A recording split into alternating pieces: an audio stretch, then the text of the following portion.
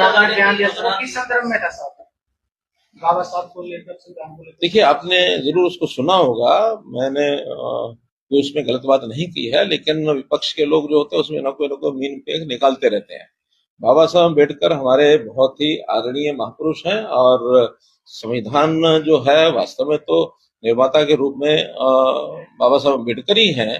बाबा साहब अम्बेडकर के बिना संविधान का तो कोई प्रश्न ही पैदा नहीं होता। और उसमें से जब उसको उसको विषय को ढंग से घुमाया गया कि इन्होंने तो केवल ये कहा है, उनको श्रेय दिया गया है, और ये भाई आखिर तो ये सारा इतिहास सब हमको मालूम है कि बाबा साहब अम्बेडकर ही उस संविधान को समर्पित करने वाले, देश को, देश की जनता को देने वाले वही थे।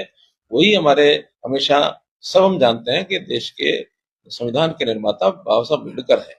इसको जोड़ तोड़ मरोड़ कर करके इसको, मेरे बयान को अगर डाला जाता तो ये बिल्कुल उचित नहीं है, और इसको देश की जनता बिल्कुल बर्दाश्त भी नहीं करेगी।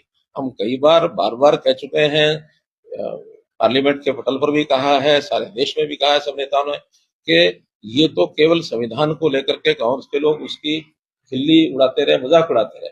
हमने वास्तव में संविधान के प्रति अपनी श्रद्धा दिखाई है, संविधान से ही सारी चीजें चलाई हैं। इन्होंने संविधान को कितना तोड़ा मरोड़ा है ये इतिहास बताता है, चाहे वो इंदिरा गांधी का समय हो, चाहे उससे पहले का समय हो। इन्होंने तो बाबा साहब अम्बेडकर का भी खूब अपमान किया, उनको चुनाव में हराया, और हमने हमेशा बाबा साहब अम्बेडकर को पूजा है। बाबा साहब अम्बेडकर महापुरुष हैं, और उन्हीं के दिए हुए संविधान के हिसाब से देश आगे चल रहा है। एक सर समाप्त में लगाने की योजना थी, और दूसरा